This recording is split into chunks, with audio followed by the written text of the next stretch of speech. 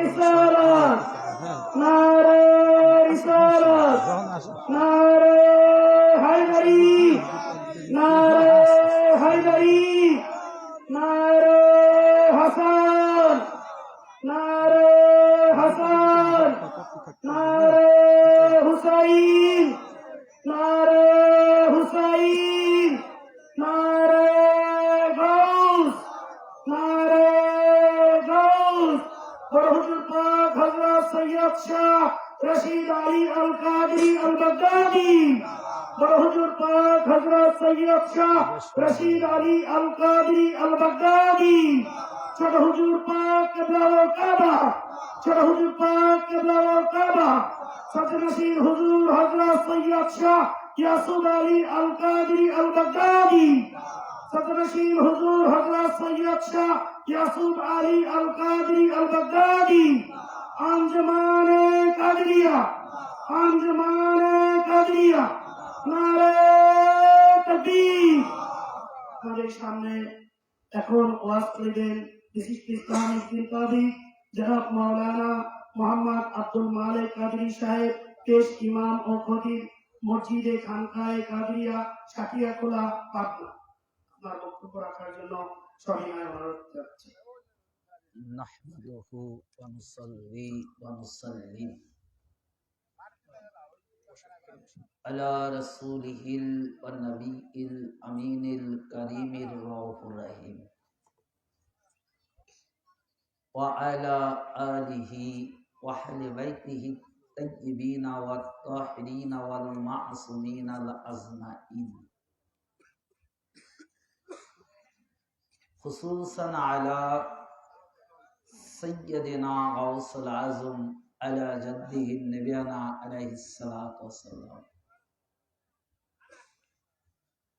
وقد قال الله تعالى في كلامه المزيد وفرقان الحميد. بسم الله الرحمن الرحيم. ألا إن أولياء الله لا خوف عليهم ولا هم يحزنون. صدق الله العظيم وصدق الله ورسوله النبي الكريم. إن الله وملائكته يصلون على النبي يا أيها الذين آمنوا صلوا عليه وسلموا تسليما.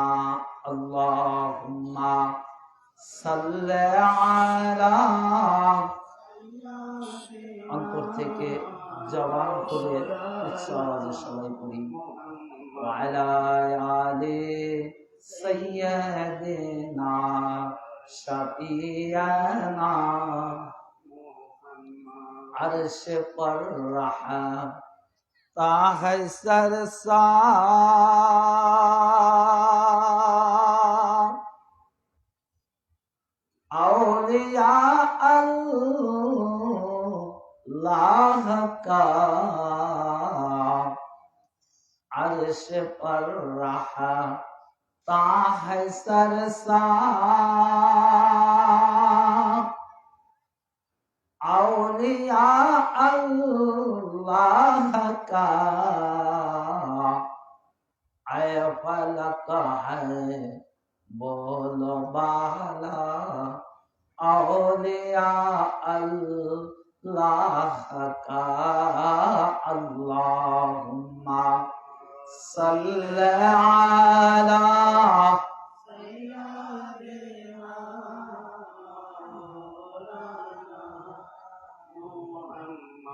वअला आलि सय्यदिना शफीअना। अल्लाह अल्लाह अल्लाहु ला अल्लाह अल्लाह अल्लाहु ला আপনার নূরে সৃষ্টি হলো নবী তামাম জাহান। কে আছে আর আপনার মতো, কে আছে আর আপনার মতো এ বিশ্বমা যার নবীজি আল্লাহ আল্লাহ আল্লাহ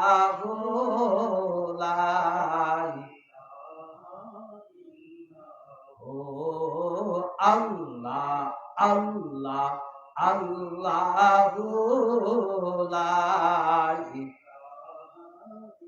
মেরাজেতে গেলেন গো নবী বুরাকে সরোয়ার,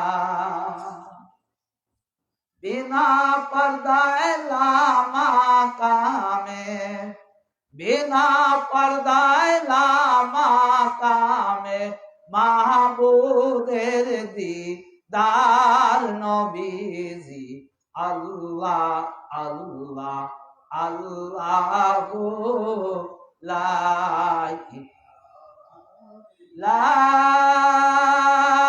ইলাহা ইল্লাল্লাহ মুহাম্মাদুর রাসূলুল্লাহ সাল্লাল্লাহু আলাইহি ওয়াসাল্লাম। মুআজ্জাজ সামিনে কিরাম, আমি আমার আলোচনার শুরুতে সর্বপ্রথম আমার আকা মাওলা বর্তমান গদিনিসীন রাসূল পাক সাল্লাল্লাহু আলাইহি ওয়াসাল্লাম পাকের 36তম আওলাদ পাক হযরত সৈয়দ শাহ ইয়াসুব আলী আল কাদেরী আলাইহিদ্দিন পাক সাল্লাল্লাহু আলাইহি ওয়াসাল্লামের কদম যুগলে এবং তাহারই পূর্বপুরুষ তানার আল আওলাদ আহলে বাইত কিবলা ও কাবাগণের প্রত্যেকেরই কদম যুগলে জানাই ভক্তিপূর্ণ কদম বসি ও সিজদা সালাম। খানখানাপুর বালিয়াডাঙ্গি সকলের উদ্যোগে আয়োজিত আজকের এই পবিত্র আহলে বাইত পাক মানজাতনের শানে ওয়াজ মাহফিলের সভাপতি এবং যে সকল পীর ভাই বোনেরা দূর দূরান্ত থেকে কষ্ট ত্যাগ স্বীকার করে আজকের এই মাহফিল পাকে আপনারা হাজির হয়েছেন, খাস করে আমার সকল পীর ভাই ও বোনদের প্রতি এবং লাইভ টেলিকাস্টের মাধ্যম দিয়ে দেশ বিদেশে যে কোনো প্রান্ত থেকে আজকের এই পবিত্র আহলে বাইত পাক মানজাতনের শানের ওয়াজ যারা শ্রবণ করছেন তাদের প্রত্যেকেরই প্রতি রইল আমার আন্তরিক সালাম, শুভেচ্ছা, অভিনন্দন, মোবারকবাদ। আসসালামু আলাইকুম ওয়া রাহমাতুল্লাহি ওয়া বারাকাতুহু। আপনারা কেমন আছেন সবাই? আলহামদুলিল্লাহ। আমি যে মওজুর উপর আলোচনা করব আউলিয়া কিরামগণের শান, যে ওলিরা কি, তাদের পাওয়ারটা কি, তাদের মর্যাদাটা কি। তো তার আগে আমি আপনাদের জিজ্ঞাসা করলাম আপনাদের হাল সম্পর্কে, আপনারা কেমন আছেন? এবং আমরা প্রত্যেকেই একটি কথাই বলি আলহামদুলিল্লাহ। আসলে এই শব্দটা যে আমরা বলি, এই আলহামদুলিল্লাহ বলাটা ভালো, এটা আল্লাহর জিকির, প্রশংসা, খুবই মূল্যবান একটি তাসবিহ। যে যখন জিজ্ঞাসা করছেন বা যাকে আমরা জিজ্ঞাসা করি দেনাম দেন আমরা উত্তর দিই আলহামদুলিল্লাহ। কিন্তু এই আলহামদুলিল্লাহর সাথে যদি আর একটা বাক্য বা একটা শব্দ যদি আপনারা বা আমরা উচ্চারণ করতাম তাহলে এই বাক্যটা সম্পূর্ণ পুরা হয়ে যেত, পরিপূর্ণ হতো। এবং শুধু এটাই নয়, এ রাসূল পাক সাল্লাল্লাহু আলাইহি সাল্লামের হাদিস যে বান্দার ইবাদত আরশ এবং জমিনের মধ্যবর্তী জায়গায় লটকানো থাকে। কতক্ষণ পর্যন্ত? ততক্ষণ পর্যন্ত যতক্ষণ না সে নবীর প্রতি দুরূদ পাঠ না করে। আমার কথা বুঝতে পারলেন? যে ইবাদত আল্লাহর নিকটে যায় না, কত সময় পর্যন্ত যায় না? যতক্ষণ পর্যন্ত হুজুর পাকের প্রতি দুরূদ শরীফ পাঠ না করা হয়। দুরূদ পাঠ করার সাথে সাথেই দোয়া চলে গেছে, যেখানে যাবার আল্লাহ সেখানে নিয়ে নিলেন। কখন? যখন দুরূদ পাঠ করলেন। তো এই যে আমি আপনাদের জিজ্ঞাসা করলাম বা আপনারা আমাকে জিজ্ঞাসা করলেন যে মাওলানা সাহেব আপনি কেমন আছেন, আমি বললাম আলহামদুলিল্লাহ। আবার আপনাদেরও আমি জিজ্ঞাসা করলাম, আপনারাও বললেন আলহামদুলিল্লাহ। তো এটা ভালো, একটা সুন্দর তাসবিহ, কিন্তু এটা কি আরশে আজিমে আল্লাহ গ্রহণ করেছেন? রাসূল পাকের হাদিসের আলোকে, যে হাদিসখানা আমি একটু আগেই বর্ণনা করলাম, সেই হাদিসের আলোকে এটা বোঝা যাচ্ছে যে এটা আরশে আজিমে আল্লাহ গ্রহণ করেন নাই, কারণ শুধু আলহামদুলিল্লাহ বলছেন, রাসূল পাকের দুরূদ পড়া হয়নি। যদি আলহামদুলিল্লাহ বলার সাথে সাথে বললেন যে রাসূল পাকের দুরূদ পাঠ করতেন, যে আলহামদুলিল্লাহ ইয়া রাসূলুল্লাহ সাল্লাল্লাহু আলাইহি সাল্লাম, যদি এইরকম বাক্যটা বা যেরকম ভাবে সহজে পারেন, যদি এক কথা হুজুর পাকের শানে যখন দরুদ যদি পড়তেন, তাহলে বাক্যটা সম্পূর্ণ পূর্ণ হতো, পূর্ণতা লাভ করত। এবং যে উদ্দেশ্যে আমরা এই তাসবিহ আল্লাহর প্রশংসা করলাম, সেই উদ্দেশ্যটা পূর্ণ হয়ে যেত। আফসোস, আজকে আমরা আল্লাহর জিকির করতে আমাদের কোনো অসুবিধা নেই, আল্লাহর প্রশংসা করতে আমাদের কোনো বাধা বিপত্তি নেই। বাধা ওই জায়গায় যেটা না করলে আল্লাহর কোনো কিছু ইবাদত বন্দেগী আল্লাহ কবুল করে না, ওই জায়গায় নেই বাধা বিপত্তি। সেটা হলো কি? রাসূল পাক। তো এই জন্য যদি কোনো ব্যক্তি আপনাদের বা আমাদের জিজ্ঞাসা করে কেমন আছেন, হ্যাঁ, আগে কেমন আছেন তার আগে আলহামদুলিল্লাহ হুজুর পাকের প্রতি দরুদ ও সালাম পাঠ করার পরে তারপর আপনার হালটা বলবেন, এটাই পূর্ণাঙ্গ হবে। যদি এটা আমার মাওজু না, তবু আমি একটু আলোচনার শুরুতে একটু টাচ দিলাম শিক্ষার জন্য। আমারও শিক্ষা হলো, আপনাদেরও শিক্ষা হলো। তো আজকের মাওজু হলো আউলিয়া কিরামের শান, মানে ওলিদের শান। আমি একটা আয়াত পাকও আমার খুতবার মধ্যে পড়েছি, আলা ইন্না আউলিয়া আল্লাহি লা খাউফুন আলাইহিম ওয়ালা হুম ইয়াহজানুন। আলা, এটা সাবধানতার বাক্য, কোরআন পাকেরই একটি শব্দ। এই শব্দটা বাংলায় যেরকম আমরা বলি যে সাবধান, খবরদার, তুমি ওখানে যেও না, এই জন্য এখানে আল্লাহ আরবিতে বলা হয় আলা, বাংলায় বলা হয় সাবধান, আর আরবিতে কি বলা হয়? আলা। তা আলা ইন্না আউলিয়া আল্লাহ, যে নিশ্চয়ই তোমরা সাবধানতা অবলম্বন করো। কার শানে? আমার অলির শানে। আউলি আল্লাহ, আল্লাহর অলিদের শানে। কারণ যারা আল্লাহর অলি হয়ে যায় তাদের কোনো চিন্তা নাই, ভয় নাই, ভীতি নাই, কোনো কিছুই নাই। যদি কেউ আল্লাহর অলি হয়ে যায়, হতে পারে, এই জন্য আল্লাহ এটা প্রথমেই অলিদের শানে, আরো অসংখ্য আয়াত পাক আল্লাহ তাআলা অলিদের শানে নাজিল করেছেন। অলিরা মৃত্যুবরণ করে না, অলিরা জীবিত থাকে, অলিদের খাবার আল্লাহ তাআলা নিজে খাওয়ান।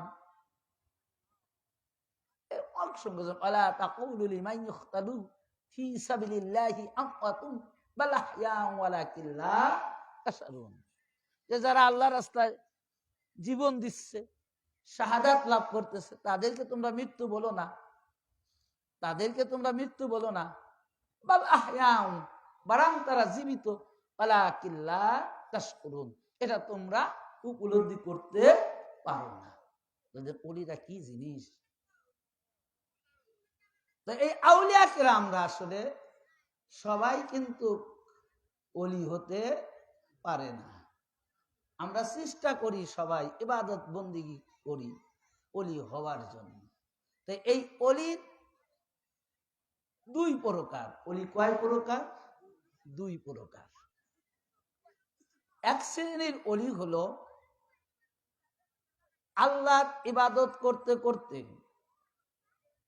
আল্লাহর রিজাবন্দি পালন করতে করতে যখন আল্লাহকে রাজি করে ফেলে, আল্লাহ যখন তার ইবাদত দেখে খুশি হয়ে যায়, মোরাকাবা, মুশাহেদা, তাহাজ্জুদ, যত রকমের ইবাদত আছে, এক কথা সকল ইবাদত বন্দিগি করতে করতে আল্লাহকে রাজি খুশি করে তখন সে ওলি হয়। আর এই ওলিটা হয়, এখানে এই কথাটা কেউ অন্যরা বলবে না, এটা শুধু আমরা বলবো, বা এটা আমাদের আকীদা, এটা সত্য কথা, খালি আকীদা না, এটা সত্য যে হুজুরে গাউসে পাক পৃথিবীর মধ্যে কোনো ওলি হতে পারে না যতক্ষণ হুজুরে গাউসে পাক ওই ওলিত্বের সার্টিফিকেট না দিবে। এটা হুজুরে গাউসে পাকের আগমনের পূর্বে যত ওলি হয়েছে, হুজুরে গাউসে পাক এই ধরাধামে প্রকাশ করে নাই, আসে নাই, তার পূর্বে যত ওলি হয়েছে হুজুরে গাউসে পাক রুহানি জগৎ থেকে, রুহানি হালাত থেকে, রুহানি ভাবে প্রত্যেকটা ওলির সার্টিফিকেট দান করেছে, তখন সে ওলি হয়েছে। এটা আবার দলিল চাবে, তাই না? আব্দুল আজিজ মুহাদ্দিস দেহলভী তিনি তার কিতাবের মধ্যে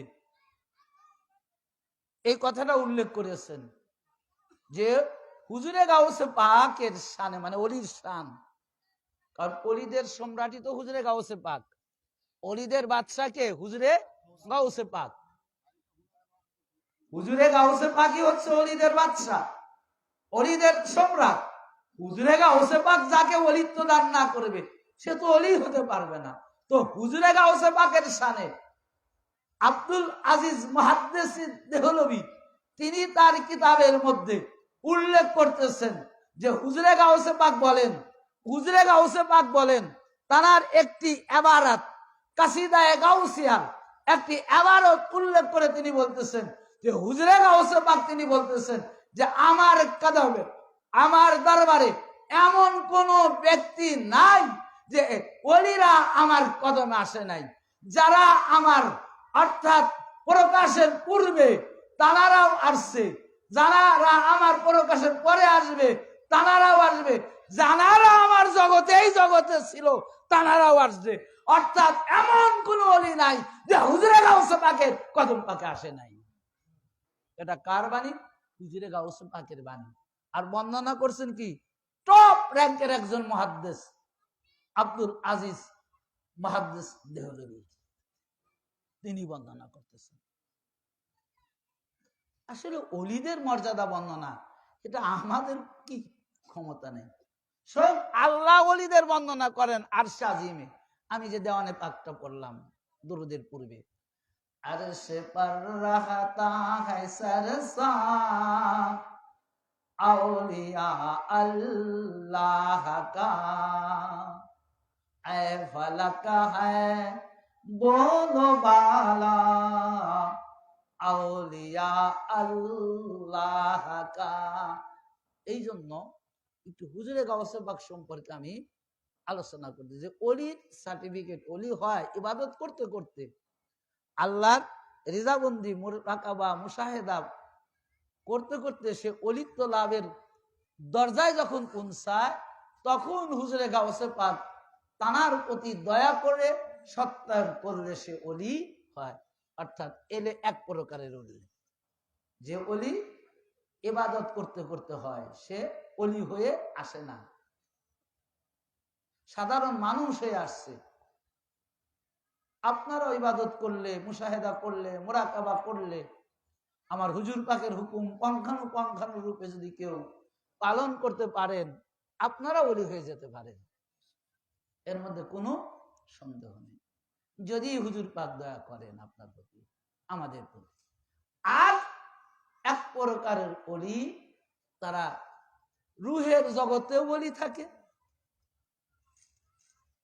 ওলি হয়ে এই জগতে আসে, মানে রুহের জগতে যে ওলি থাকে তাহলে ওলি হয়ে আসে, আবার যখন বিদায় নেন, পর্দা নেন, ওলি হয়ে এই পর্দায় নেন। তাদের কোনো ইবাদত করতে হয় না, তাদের কোনো বন্দিগি করতে হয় না, তাদের কোনো মুরাকাবা করতে হয় না, তাদের কোনো মুশাহেদা করতে হয় না, তারা রুহে আরওয়াতে ওলি হয়ে আসে, আবার ওলি হয়ে চলে যান। আর সেই অলির অলি হলো সেই রুহানির অলি হুজুরে গাউসে পাক এবং তানারা আওলাদ পাক, কিয়ামত পর্যন্ত যারা এই ধরাধামে আগমন করবে তানারা ওই অলি, কি যারা রুহের জগৎ অলি যাবে। যেমন কয়েকদিন আগে 17 ফেব্রুয়ারিতে মওলা হুজুর পাকের উরুস পাক হলো কিনা? হলো। তো এই মওলা হুজুর পাক তিনি তার রুহের জগতে অলি ছিলেন, অলি হয়ে এই ধরাধামে এসেছেন, আবার অলি হয়ে তিনি পর্দা নিয়েছেন। 124তম উরুস পাক এবার উদযাপিত হলো, অর্থাৎ 124 বছর পূর্বে তিনি পর্দা নিয়েছেন। আর তাহলে তার জন্ম কত আগে?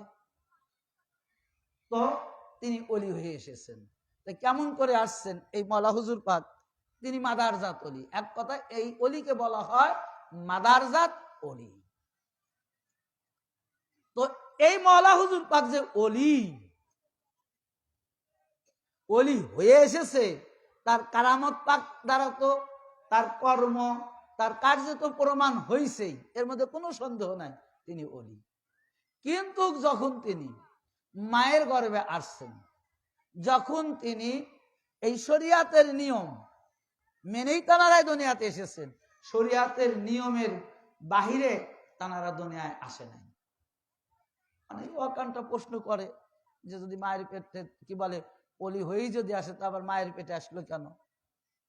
এরকম করে। আসলে এগুলো অবাস্তব প্রশ্ন। কারণ আল্লাহ রাব্বুল আলামিন যদি এর উত্তর একটাই যে আল্লাহ তো সবকিছুই করতে পারে, তা তোমার সৃষ্টি আমার সৃষ্টিতে আবার ওসিলা মা বাবা লাগালো কেন? আল্লাহ কোন বললেই তো হয়ে যেতাম, কি কথা ঠিক আছে না?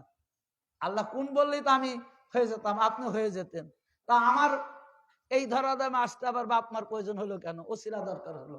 কারণ সিস্টেম, আল্লাহ যে সিস্টেমটা তৈরি করেছেন সেই সিস্টেম অনুযায়ী এই দুনিয়া চলবে, এবং এই সিস্টেম অনুযায়ী এই ধরাধামে যত অলিরা আগমন করবে একই সিস্টেমে আগমন করবে। তো ঠিক মওলা হুজুর পাক সেই সিস্টেমে যখন মায়ের গর্ভ মুবারকে আসলেন, আসার পরে দেখেন কেমন অলি, যে অলি রুহানিতে তো অলি, আর তিনি কেমন অলি যে এক রাত্রে স্বপ্ন দেখাচ্ছেন বিলায়েতের বাদশাহ, বিলায়েতের সম্রাট, কি নাম?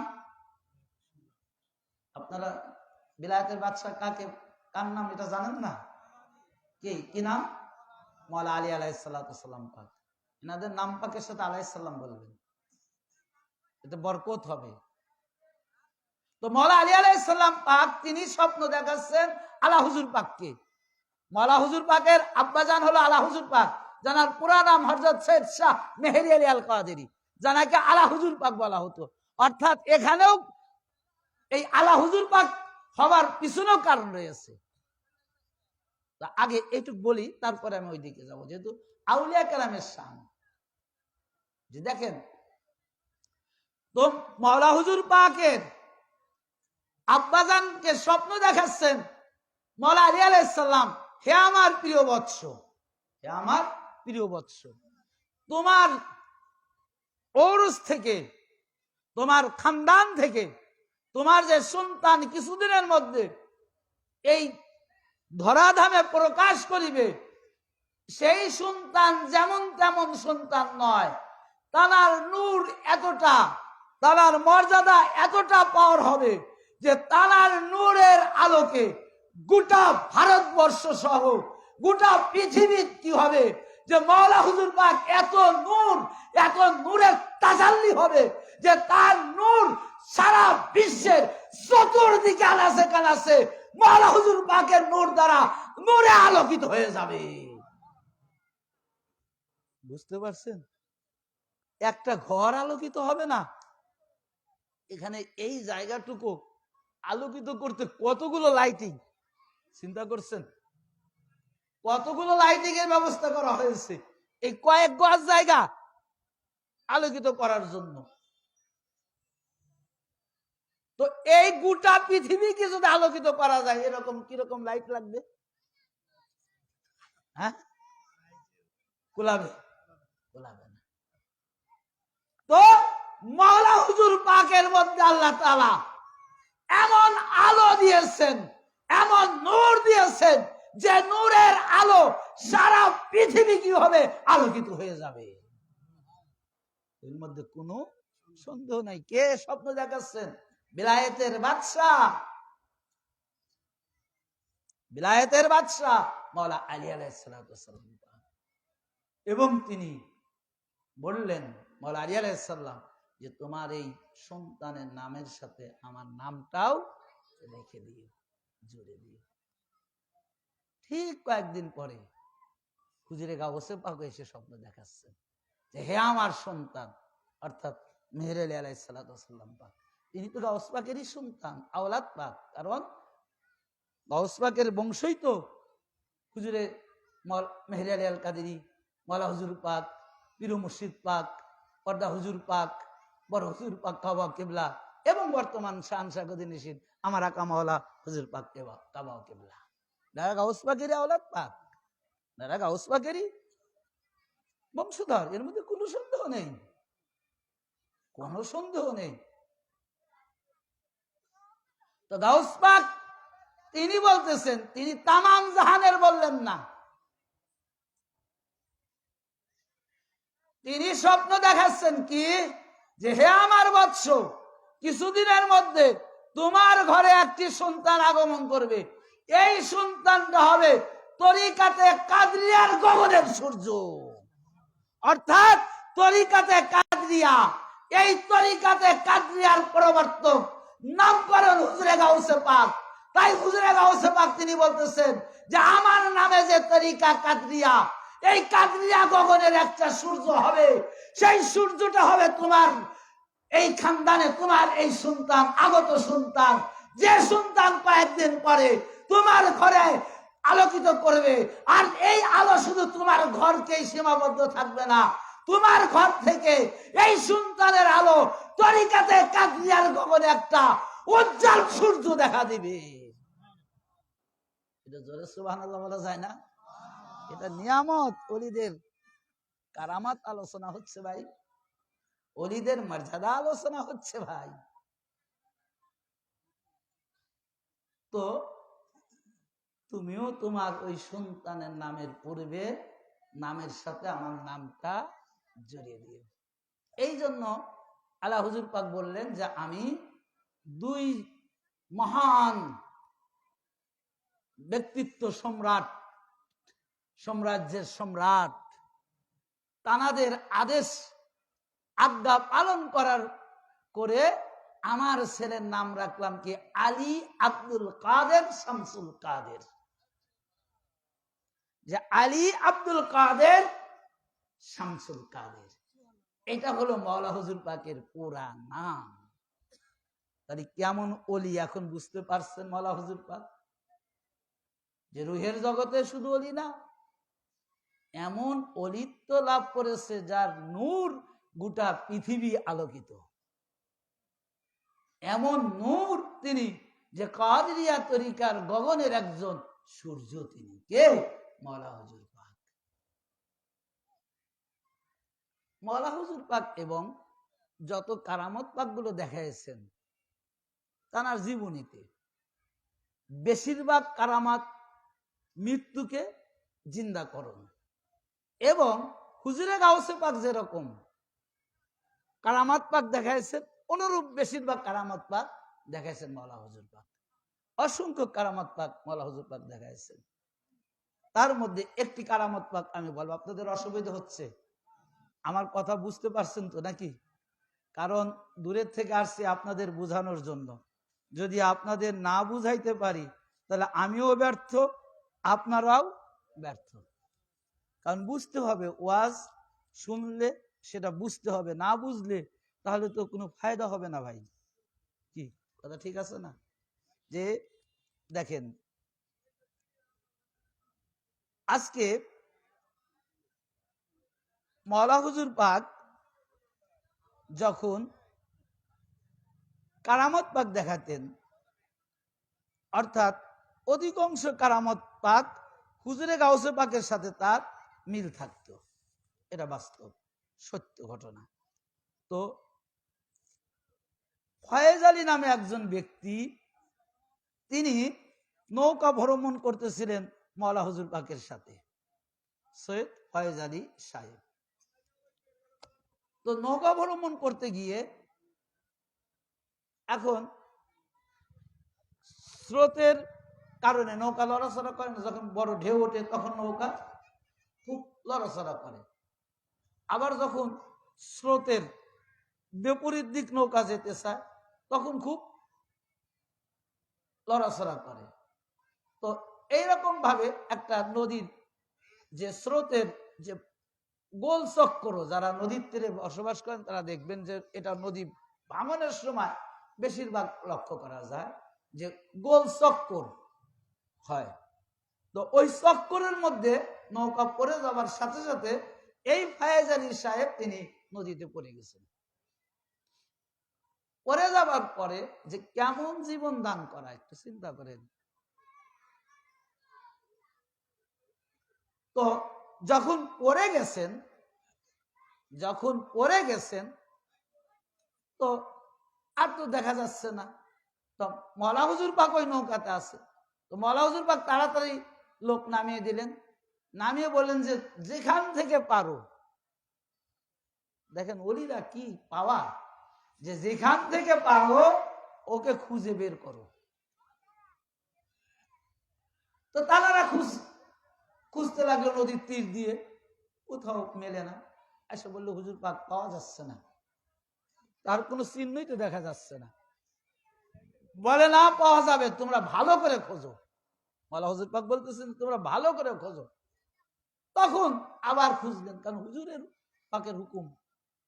পাকের হুকুম কারো তো রদ করার ক্ষমতা নেই। আবার খুঁজে এসে বলে হুজুর না পাওয়া যায় না, তোমাদের খোঁজাই হচ্ছে না, ভালো করে খোঁজো। তো তৃতীয়বারে যখন খুঁজতে গিয়ে এই ফয়েজ আলী সাহেবকে পাওয়া গেল। আচ্ছা, এত সময় কোনো মানুষ নদীর ডুবে থাকলে তাজা থাকার কথা? আপনারা বলেন থাকবে তাজা? একটা মানুষ কয় সেকেন্ড দম রাখতে পারে, সাতটা সূত্রে যতটুকুই থাক, কিন্তু এত সময় তো না, 3 বার।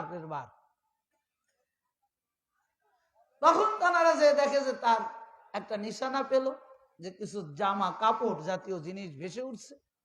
তখন ওইখানে গিয়ে দেখে যে ওনারই লাশ। কার? জনাব ফয়েজ আলী সাহেবের লাশ। তো লাশ পাওয়ার সাথে সাথে কোনো মতো টেনে উদ্ধার করলো, তীরে উঠালো।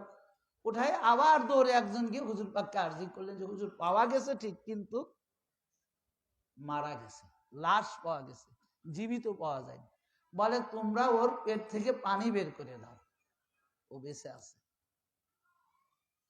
কে বলতেছে? মাওলা হুজুর পাক বলতেছে। এবং তার পেট থেকে পানি বের করে দেওয়া হলো এবং তাকে নৌকা উঠানো হলো। উঠানোর পর আস্তে আস্তে শরীরে সে শক্তি পাইতে লাগলো, পাইতে পাইতে তার জ্ঞান ফিরে গেল। এক পর্যায়ে সে পুরা সুস্থ হয়ে গেল। চিন্তা করছেন? এবং তাকে জিজ্ঞাসা করা হয়েছিল, এই ফয়েজ আলী সাহেবকে জিজ্ঞাসা করা হয়েছিল, ভাই আপনি কেমন আছেন? তো তিনি বলছেন এখন আমি আমার হুজুর পাকের দয়ায়, আমার মওলা পাকের কৃপায় ভালো আছি। এবং প্রশ্ন করা হয়েছিল, ভাই আপনি যে মারা গেলেন, এই যে আপনি মারা গেলেন, আপনি আবার জীবিত হলেন, এই মারা যাবার কাহিনীটা কি একটু বলবেন? তখন তিনি বলতেছেন যে এটা আমার বিভীষিকা, যে মৃত্যু যে কি জিনিস এটা আমি দেখেছি। তো আমার হুজুর পাকের কৃপায়, আমার মাওলা পাকের কৃপায় আমার কোনো আযাব হয়নি, কারণ আমি তো মারাই যাইনি। আমার হুজুর পাকের দয়ায় আমি পুরা সুস্থ হয়েছি, পুরা জিন্দা হয়েছি, এবং আমার হুজুর পাকের কৃপায় আমার থেকে আজরাইল আমার কাছে আসতে পারেনি। কেমন ওলি ভাই! এটা মাওলা হুজুর পাকের কারামাত। আল্লাহ যাদের শান আরশে আজিমে বর্ণনা করে, আরশে পার রাহতা है सरसा আউলিয়া আল্লাহ কা। আরে ভাই, ওলি কি সাধারণ ওলি?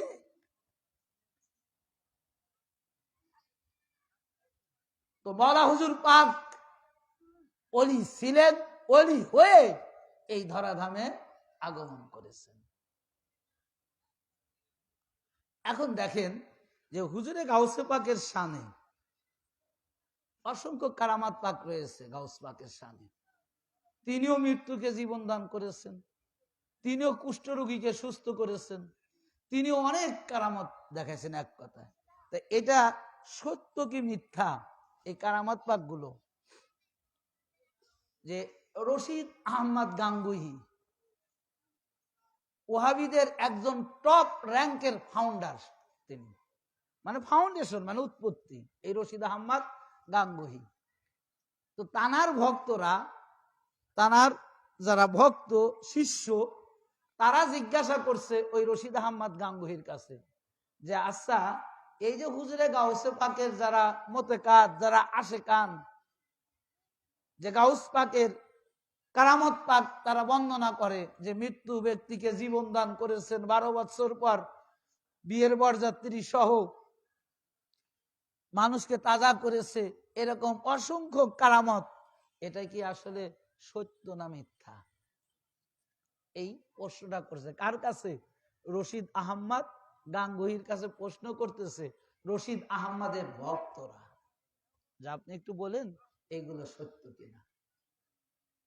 তো রশিদ আহমদ গাঙ্গুহি তার কিতাবের নাম ফতোয়ায়ে রশিদিয়ার মধ্যে তিনি উল্লেখ করেছেন, আরে গাউস পাক তো দূরের কথা, মানে গাউস পাক তো পারবে, সে তো সকল অলির অলি, সে তো সকল অলির বাদশা, সে তো সকল অলির অলিত্ব প্রদান করনেওয়ালা, সে তো পারবে। এই কারামত গুলো, এই যে জীবন দান করা, মৃত্যু থেকে জীবিত করা, বা কুষ্ঠ রোগীর থেকে সুস্থতা করা, এই ছোট, এটা তো মামুলি ব্যাপার। এই ছোট ছোট কাজগুলো একজন সর্বসাধারণ ওলির জন্য এটা মামুলি ব্যাপার। এই কারামত গুলো একজন সাধারণ ওলির জন্য মামুলি ব্যাপার, হুজুর গাউস পাক তো দূরের কথা।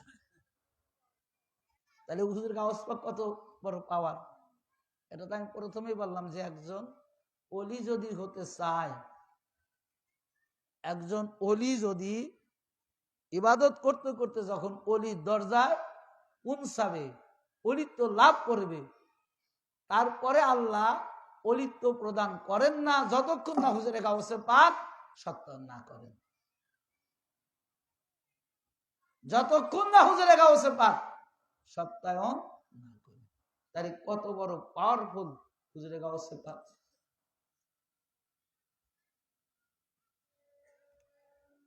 হুজুরে গাউসে পাক একটা বাক্য বলেছেন, সেটা প্রমাণ প্র্যাকটিক্যালি তিনি দেখা দিয়ে গেছেন। তো বালক অবস্থায় হুজুরে গাউসে পাক কি বলছেন, যে আমার যে মুরিদান হবে, আল্লাহ থেকে ওয়াদা নিয়েছেন কয়বার? 70 বার, যেন সে বিনা তওবায় মৃত্যুবরণ না করে। কতবার? 70 বার। তার একটি জ্বলন্ত প্র্যাকটিক্যালি প্রমাণ, যে হুজুরে গাউসে পাকের বয়স যখন এই রকম বালক, খুব ছোট অবস্থায়। তো তার চাচা যান কোন একটা জানাজা যাবে, তো হুজুরে গাউস পাক বায়না ধরলা আমিও যাব।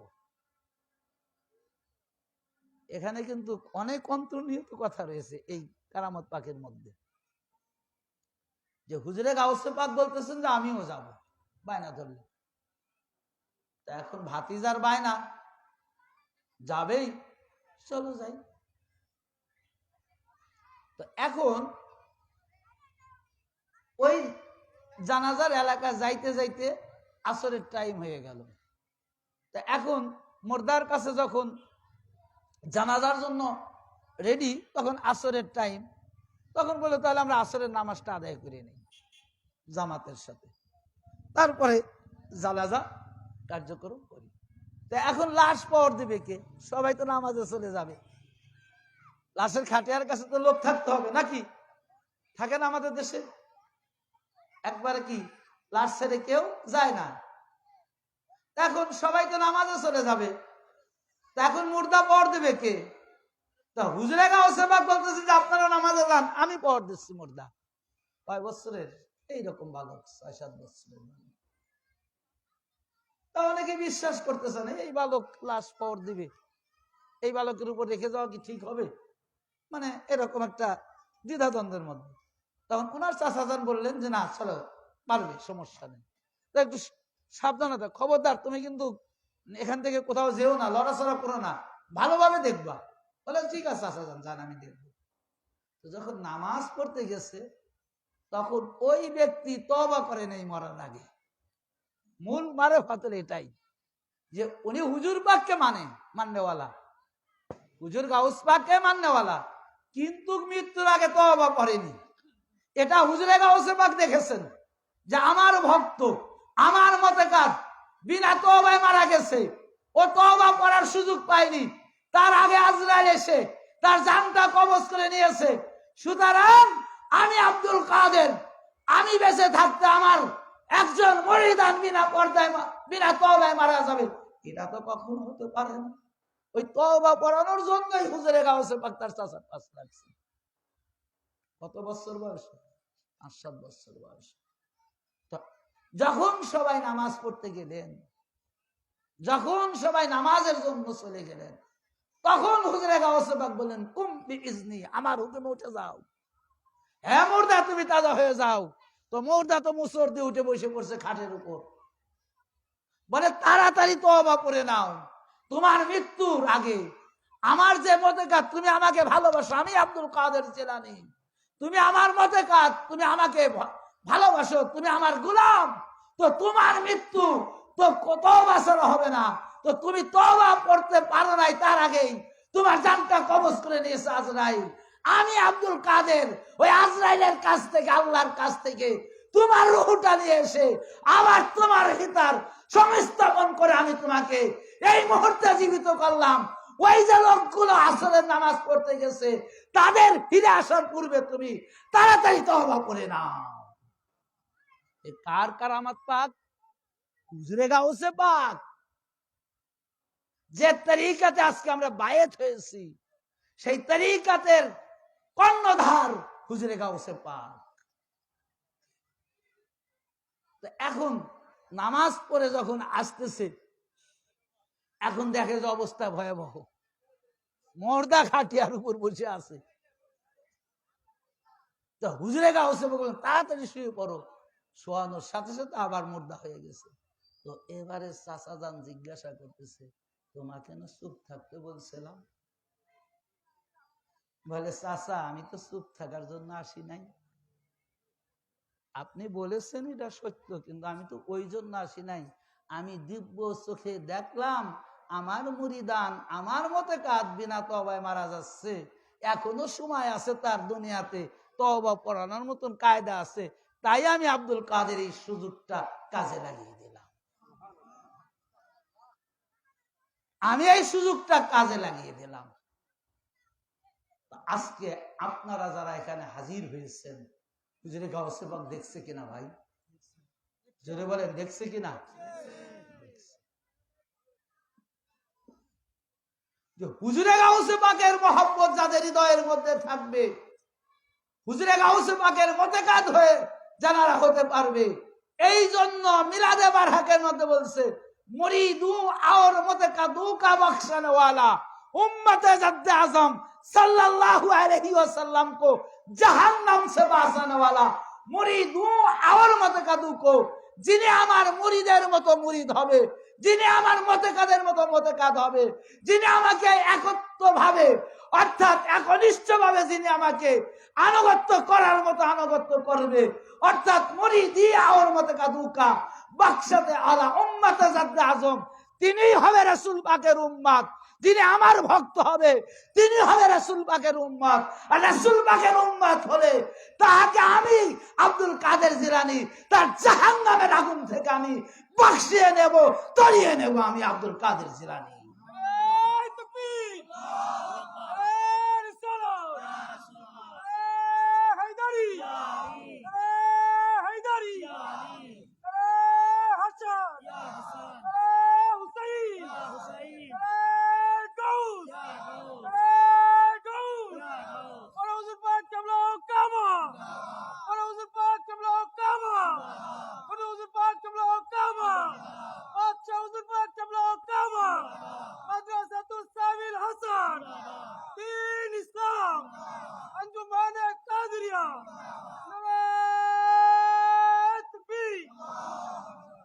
তাফসীরুল খাতিরের মধ্যে হুজুরে গাউসে পাকের এই বাল্যকাল সম্পর্কে আরেকটা কারামাত পাক দেখেন।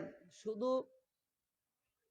তওবা করানো এই ক্ষমতাই না, যে তানারা এমন ওলি যে খারাপ আর ভালো মানে ভালো মন্দ এক জায়গায় তানারা দেখতে পারে না, এটা তাদের চোখে সহ্য হয় না, মানানসই হয় না। যে খারাপের মধ্যে ভালো কেন থাকবে, খারাপের জায়গায় খারাপ থাকবে, ভালোর জায়গায় কি ভালো থাকবে। এ কারামত পাকটাও হুজুরে গাউসে পাক এই বাল্যকালে এটা দেখা গেছে। নামাজরত অবস্থায় মুসল্লিদের জুতা আলাদা করুন, এই যে জুতাটা আলাদা করলো হুজুরে গাউসে পাক, কারণ কি? যে ওই জুতা ওই নামাজিরা কেউ ছিল জাহান্নামী, কেউ ছিল জান্নাতি, কেউ ছিল ভালো, কেউ ছিল মন্দ। তা এখন জুতা যদি নামাজ পড়তে গেছে মুসল্লিরে দেখেন ভালো মন্দ কি কোন জায়গা যাচাই হয়? প্র্যাকটিক্যালি তো দেখা যাচ্ছে যে কারা ভালো কারা মন্দ। তো যারা ভালো ছিল ওরা তার জুতা নিয়ে চিন্তা করে নাই, ওদের জুতা কোথায় আছে ওরা দেখে নাই, যে এনে পাইছে এমনি পরি নীরবতা পালন করে চলে গেছে। কিন্তু যারা খারাপ ওরা তার সাইডে দেয় নাই। এই ইমাম সাহেব বলে কি যে আপনার ভাতিজা দৈনিক এই কাজগুলো করে, এটার কারণটা কি? আমরা কি আপনার ভাতিজার জন্য মসজিদে নামাজ পড়তে আসতে পারবো না? আমাদের একখান জুতো ওই জায়গায় রাখছে আর একখান অমুক জায়গায় রাখছে, এটা কারণটা কি? তখন জিজ্ঞাসা করতেছে বাবা তুমি এগুলো করো কেন? তো হুজুরে গাউসে পাক তখন বলতেছেন যে আপনি তো বলেন যে ভালোর মধ্যে খারাপ কি রাখা যায়? ভালো মন্দ একসাথে থাকে কি করে? ভালোর জায়গায় ভালো থাকবে, খারাপের জায়গায় খারাপ থাকবে। তো আমি আব্দুল কাদের জিলানী এটা বরদাস্ত করতে পারি নাই, এটা সহ্য করতে পারি নাই, সুতরাং জাহান্নামীদের জুতা আমি আলাদা করে দিয়েছি, জান্নাতীর জুতা আমি আলাদা করে দিয়েছি। এলো ওলি। তো একটা লেখক এই জন্য এই কথাটা বলেছেন যে যে পীর, এটা কোনো যে পীর মুরিদানের বডি দেখে বুঝতে পারে না যে এই মুরিদান কিসের জন্য এসেছে, তার ভিতরে কি আশা আছে, যদি এইটা যদি বডি দেখে অর্থাৎ আপনার চেহারা দেখে, মুরিদানের চেহারা দেখে যদি পীর না বোঝে, সে পীরের যোগ্যতা থেকে পিছিয়ে আছে, ওরা সে পীর হতে পারে না। পুরা পীর সে হতে পারে নাই। তো পীর তো তিনি যিনি মুরিদানের চেহারা দেখে, মুরিদানের বডি ল্যাঙ্গুয়েজ দেখে বলতে পারবে যে এই মুরিদান এখন আমার কাছে কি চায়।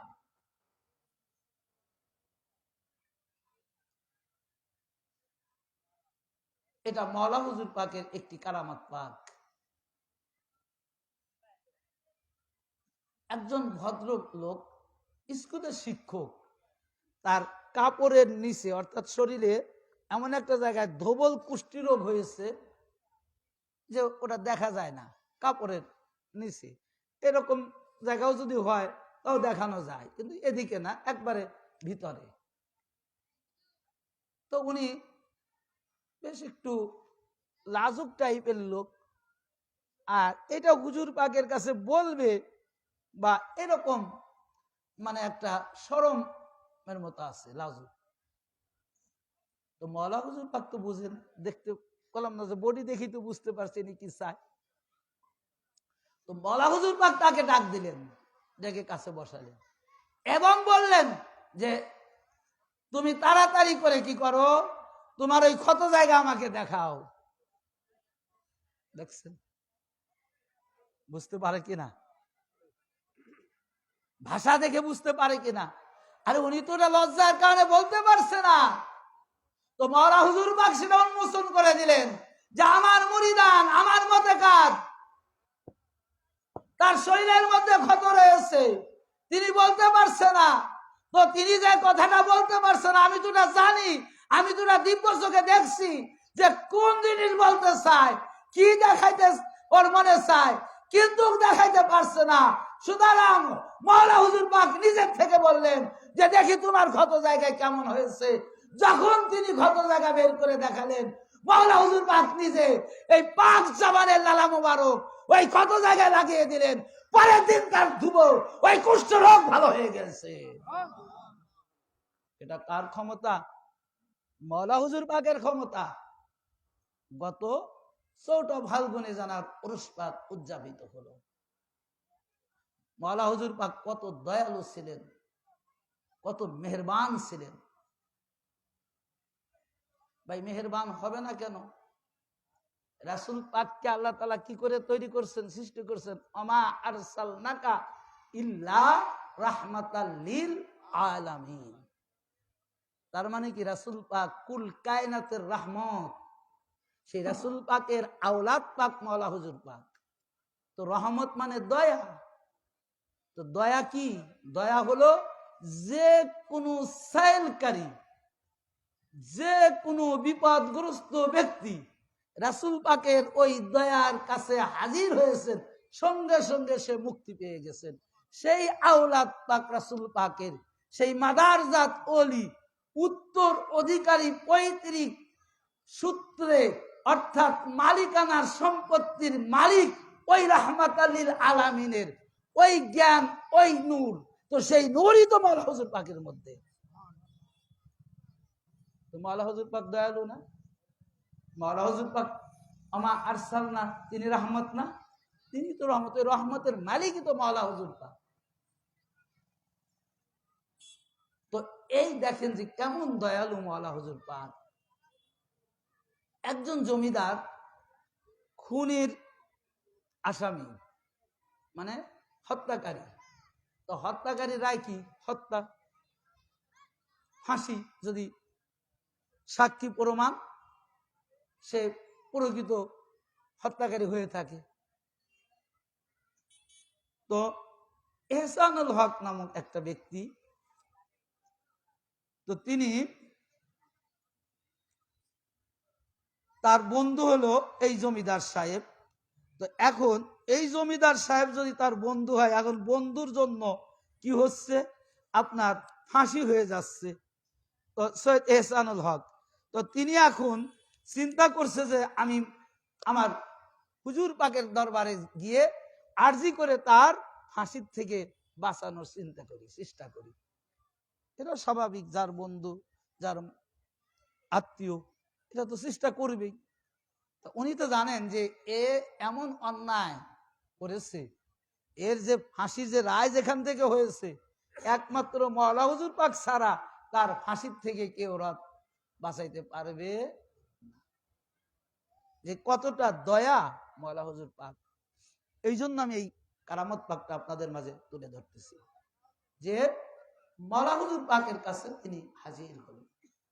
এহসানুল হক হাজির হয়ে তিনি আরজি করলেন এবং ওই জমিদার যে জেলের মধ্যে খুব কষ্টে আছে এটাও হুজুর পাককে জানালেন। আর হুজুর পাক তো জানেই, তারপরে শরিয়াতে জানালেন। জানানোর পরে হুজুর পাক বললেন যে, প্রথমবারে বললেন যে না, ওর ফাঁসি হবে, ও হত্যাকারী হোক, বাঁচবে কেন, ও ফাঁসি হয়ে যাবে। তো আবার এই এহসানুল হক খুব করজোর মিনতি ভাবে বললেন যে মালিক আপনি একটু দয়া করেন। বলে না, অন্যায়কারী যে মানুষ হত্যা করতে পারে এর চেয়ে বড় অপরাধী আর আছে? সুতরাং না, ওকে বাঁচানো যাবে না, ওর ফাঁসি হয়ে যাবে। তো দ্বিতীয়বার যখন এরকম একই আরজি বারবার করতে লাগলো, জানে যেখানে থাকলে ও করবেই, তখন হুজুর পাক তাকে বের করে দেওয়ালেন খাদেমদের, যে ওকে বের করে দাও। তো খাদেমরা তাকে বের করে দিলেন। বের করে দেওয়ার পরে তো ওনার মন মানতেছে না, উনি জানে যে হুজুর পাক দয়া করবে। এহসানুল হক জানে যে হুজুর পাক দয়া করবে। তো তিনি আবার কি করলেন, তিনি আবার ঘরের মধ্যে কামরার মধ্যে প্রবেশ করে হুজুর পাকের দুই কদম পাক এমন ভাবে জড়িয়ে ধরে সিজদায় পড়ে কান্না শুরু করলেন যে হুজুর, আমার মালিক মাওলা, আপনার দয়া ছাড়া আমার বন্ধুর নিস্তার নেই, আমার বন্ধুর ফাঁসি হয়ে যাবে। তবে আমার এটা বিশ্বাস, আমার এটা আকীদা, আপনি দয়া করলে, আপনি ইহসান করলে আমার বন্ধুর ফাঁসি হবে না, আমার বন্ধু বেঁচে যাবে। এ আমার আকা মাওলা, আপনার কাছে আমি আমার বন্ধুর প্রাণ ভিক্ষাটা চাচ্ছি, আপনার দয়ার থেকে আমাকে নিরাশ করবেন না, আমার বন্ধুকে আপনি মাফ করে দেন, আমার বন্ধুকে আপনি মাফ করে দেন। তখন মাওলা হুজুর পাক বললেন, ক্ষমা করা হলো। বাক্যটা বুঝবেন ভাই, ক্ষমা করবে কি না করবে, খালাস পাবে কি বেলকুশ খালাস পাবে, সেটা তো জজ রায় দিবে,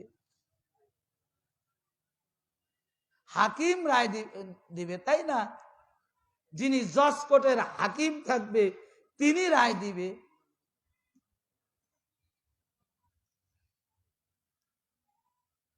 তো তানার কাছে কিছু দুয়ার জন্য, হুজুর পাকের কাছে কিছু দুয়ার জন্য, আরজিটা জানানোর জন্য যে হুজুর পাক দোয়া করুন, দয়া করুন, কিন্তু হুজুর পাক কি করলেন, বললেন ক্ষমা করে দেওয়া হলো, যে মাফ করে দেওয়া হলো। তখন তো উনি আনন্দে উৎফুল্ল হয়ে গেল। তখন তিনি বের হয়ে বন্ধুর বাড়িতে বন্ধুর সাথে দেখা করার জন্য রওনা দিলেন। আসলে এই যুগের তো ঘটনা না, কারণ 124 বছর আগে হুজুর পাক পর্দা নিছেন। তা হুজুর পাকের জীবদ্দশার ঘটনাগুলা খালি মিনিমাম যদি 10 বছর আগে হয় তাহলে 134 বছর, 15 বছর আগে হলে 140 বছর, যাই হোক এরকম। তা আজ থেকে 150 বছর আগে এই দেশের অবস্থাটা কেমন ছিল ভাই? কথা ঠিক না? তো 2-3 দিন লাগতো একটা জায়গা একটু দূরে যাইতে। তো তিনি 1 দিন হোক, 2 দিন হোক, 3 দিনের দিন যখন, এখন বন্ধুর বাড়িতে গিয়ে দেখে আশ্চর্যের ব্যাপার যে বন্ধু বারান্দায় বসে আছে। বন্ধু কি বারান্দায় বসে আছে? দেখেন এখানে কি ওলিদের কারামত, যে যেখানে ওই মাওলা হুজুর পাক তার কামরার মধ্যে ওই এহসানুল হকের সাথে যেরকম ব্যবহার করছে, মানে যে যে কর্মগুলো করেছে, এই জমিদার সাহেব তিনি বলতেছেন যে আমার যখন ফাঁসির রায় হবে, অর্থাৎ আমি তার 2 দিন পূর্ব থেকে খুবই বেসালাইন হয়ে গেছি, আমার ঘুম আসে না, ঠিক মতন খাওয়া হয় না, ঠিক মতন কোনো কাজে মন বসে না। আর মন তো বসারও কথা না। যার ফাঁসি হবে, রায় হবে, সে কি ঠিক মতন খাইতে পারবে ভাই? সে কি ঠিক মতন ঘুমাতে পারবে ভাই? কোনো কিছুই তো পারবে না। তো এমন সময় আমি চোখ বন্ধ করে আমার হুজুর পাক, মাওলা হুজুর পাকের ধ্যানে আমি বসে আছি। তো এই ধ্যান করা অবস্থাতে মাওলা হুজুর পাক আমার কাছে হাজির হলেন। আমি প্রথমে তাকে সিজদা করে আরজ করলাম, হুজুর পাক আমাকে বের করে দিলেন। দ্বিতীয়বার আমি আরজি করলাম, একই ব্যবহার করার পরে তৃতীয়বার যখন আমি ওই ধ্যানের মধ্যেই তিনি বলতেছেন যে আমি তৃতীয়বার যখন দেখলাম যে মাওলা হুজুর পাকের দুটি কদম পাক, আমি করজোরে আঁকড়ে ধরে কান্না করে বললাম, মাওলা পাক আপনি আমার জীবনটা ভিক্ষা দেন, আপনি আমার আজকের এই বিপদের দিনে উদ্ধার করতে পারবেন, আপনি আমার আজকের এই দিনে নাজাত কান্নেওয়ালা। মাওলা হুজুর পাক সঙ্গে সঙ্গে আমাকে বললেন যে তোকে ক্ষমা করা হলো, তোকে মাফ করা হলো। যে কি করা হলো? ক্ষমা করা হলো, মাফ করা হলো। তারপরে কি হয়েছে আমি জানি না। আমি প্রথমে ভাবছি যে আমি জামিনে মুক্তি, পরে আমি দেখি যে আমি নিঃস্বার্থে মুক্তি। তো এই কারামত, এই যে রাহমত, এই কথাটার জন্য এই কারামত পাকটা আনলাম যে জানাদের মধ্যে রহমত থাকে, জানাদের মধ্যে দয়া থাকে, তারা কাউকে নিরাশ করেন না। তখন বললেন তুই তওবা কর, ওই জমিদারকে বললো তুই তওবা কর, আর কোনোদিন এই খারাপ কাজ করবি না, তোর তওবা কবুল করা হলো। যে দেখেন মাওলা হুজুর পাক কেমন অন্তর্যামী ওলি, কিরকম ওলি। আজ পৃথিবীর মধ্যে আমরা অসংখ্য মানুষ, আমাদের পূর্বে এমন দিন নাই যে এমন কোন জায়গায় মানুষ মারা যাচ্ছে না। প্রত্যেক দিন অহরহ মানুষ মারা যাচ্ছে, জন্ম নিচ্ছে। কোন ব্যক্তি কি কারো মৃত্যুর সময়, তারিখ, দিন উল্লেখ করতে পারছে? কোন ব্যক্তি কি এই কথাটা বলতে পারছে যে আমি অমুক দিনে মারা যাব, আমার কবরটা তুমি করো, আমার জানাজাটা অমুক করবে? যদিও জানাজার কথাটা বলে যায়, কিন্তু মৃত্যুর কথাটা বলতে পারে না যে আমি অত তারিখে মারা যাব। মাওলা হুজুর পাক পহেলা শাওয়াল থেকে এই শাওয়াল মাসের 26 তারিখ দিন গত রজনীতে, 27 রজনীতে মাওলা হুজুর পাক 2:11 তিনি পর্দা নিবেন। এই কথাগুলো শাওয়াল মাসের শুরু থেকেই হুজুর পাক তার ভক্তদেরকে জানিয়ে এসেছেন। এবং ভক্তবিন্দুরা হুজুর পাকের বডি দেখে কেউ নির্ণয় করতে পারেনি যে হুজুর পাক পর্দা নিলে একটা মানুষ যে বিপদ, যে ছায়া, ভয়ের যে আলামত, এইটা খুঁজে তার মধ্যে পায়নি। যেমন বড় হুজুর পাক কাবা কিবলার মধ্যে পাওয়া যায়নি। আমাদের আকা মাওলা 2021 সালে 6 মুহররম তিনি পর্দা নিলেন ভারতের টাইম 4:25-এ। 4 বাজার পূর্বেও হুজুর পাক তার ভক্তদের জিয়ারত পাক দিয়েছেন। এটা সত্য ঘটনা ভাই। যে মানুষ আধা ঘন্টা পূর্বে পরে মারা যাবে, একটা মানুষকে আপনি চিন্তা করে দেখেন যে আধা ঘন্টা পরে বা পরে 1 ঘন্টা পরে যে মানুষটা মারা যায়, ওই মানুষ স্বাভাবিক থাকে, তার মৃত্যুর আলামত তার মধ্যে চলে আসে না? আসে না? চলে আসে। মাওলা হুজুর পাকের পর্দা নেওয়া, বড় হুজুর পাকের পর্দা নেওয়া ঠিক একই রকম, কিন্তু বড় হুজুর পাক জবান দ্বারা প্রকাশ করেনি, আর মাওলা হুজুর পাক প্রকাশ করে গিয়েছিলেন। দুইটা ঘটনাই আমি আপনাদের মাঝে তুলে ধরার চেষ্টা করবো যদি সময় হাতে থাকে। তো মাওলা হুজুর পাক শাওয়াল মাসের পহেলা থেকেই তিনি পর্দা নিবে এটা এলান করে দিলেন। এবং শুধু এলানই করলেন না, তিনি খাদেমদেরকে জানিয়ে দিলেন যে যে যখন যেভাবে পারে যারা এখানে আসবে তোমরা প্রত্যেকেরই আমার জিয়ারত করা দেওয়া হবে, তারা যেন আমার জিয়ারত পাক নিয়ে যায়, কেননা এরপরে আর পারবে না। বাংলাদেশ থেকে যারা গেছে তারা কি আবার দ্বিতীয়বার যেতে পারবে? এরকম দূর দূরান্ত থেকে। এবং মাওলা হুজুর পাক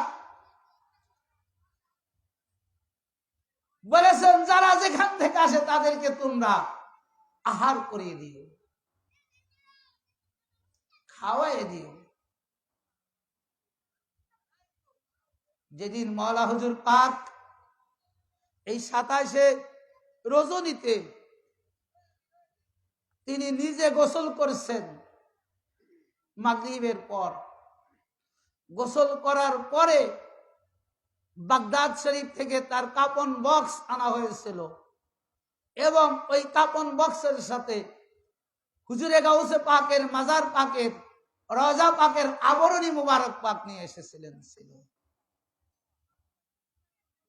হুজুর পাক রাত 9টার দিকে নিজের হাতে কাপনের কাপড় পরিধান করলেন। এরকম নজিরবিহীন ইতিহাস এটা, যে তিনি মাওলার দিদারে যাচ্ছে আর মাওলা পাকের দিদারে যাওয়ার কারণে ইলাহির দিদারে যাবে, আর ইলাহির দিদারে যাওয়ার জন্য পোশাক পরিধান করছে, এক একটা পোশাক পরিধান করছে। এক এক পোশাক কয়েকটা 3টা কাপড়ের কাপড় পুরুষদের পরানো হয়। 3টা কাপড় মাওলা হুজুর পাক নিজে হাতে পরিধান করে বাগদাদ অভিমুখী হয়ে এবং রওজা পাকের মাজার পাকের হুজুরে গাউসে পাকের মাজার পাকের আবরণী পাকটা তিনি কি করলেন, কাপড়ের উপরে তিনি আবরণ করে দিয়ে তিনি বললেন তার ভক্তদেরকে, তার খাদেমদেরকে বললেন যে আমি এখন বাগদাদ অভিমুখী হয়ে আল্লাহ আল্লাহর জিকির করব, তোমরাও আমার সাথে আল্লাহ আল্লাহর জিকির করো।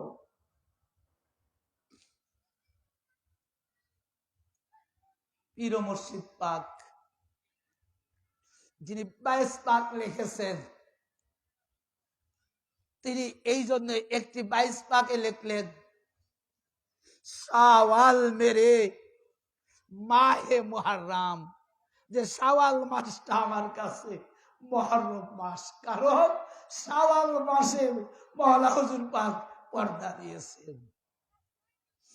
এবং পীর মুর্শিদ পাক এতটা শোকাহত হয়েছিলেন যে ওই সময় ওই রুমের মধ্যে ওই হুজরা খানার মধ্যে এত কান্না পীর মুর্শিদ পাক করেছিলেন যে মাওলা হুজুর পাক পীর মুর্শিদ পাককে বললেন, বৎস তুমি কান্না করো না, আমি তো আগেই তোমাদেরকে নিষেধ করেছি, আমি আমার প্রভুর দিদারে যাব, আমি আমার মাওলার সঙ্গে মিলিত হব, এখানে তো কান্না করার মতো কিছু নেই, সুতরাং তোমরা কান্না করো না।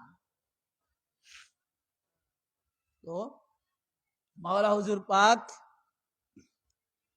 বাগদাদ শরীফ অভিমুখী হয়ে আল্লাহ আল্লাহর জিকির শুরু করলেন। আল্লাহ আল্লাহর জিকির শুরু করে তার ভক্তদেরকে বললেন তোমরাও জিকির করো। তো জিকির করতে করতে এক সময় হঠাৎ করে তিনি মাথা উঁচু করে বললেন, এখন ঘড়িতে কত? বললেন 2টা 5 মিনিট। 2টা কত? 5 মিনিট। এবং যখন 2টা 5 মিনিট বেজে গেলেন, মাওলা হুজুর পাক ওই 6 মিনিটের মধ্যে 11 বার দরুদ শরীফ পড়লেন। কয়বার? 11 বার। এই দরুদে ইব্রাহিম যেটা নামাজ ওই দরুদ না, যে দরুদ শরীফ আমরা পড়ি দরুদে গাউসিয়া, 11 বার দরুদ শরীফ পড়তে পড়তে পরিশেষে কালিমা শাহাদাত, কালিমা তাইয়্যিবা পড়ে হুজুর পাক এই ধরাধাম থেকে সকল আশেকানদেরকে শোক সাগরে ভাসিয়ে ঠিক যখন ঘড়িতে রাত 2:11 বাজলো, তখন মাওলা হুজুর পাক পর্দা দিলেন। এইরকম নজিরবিহীন ইতিহাস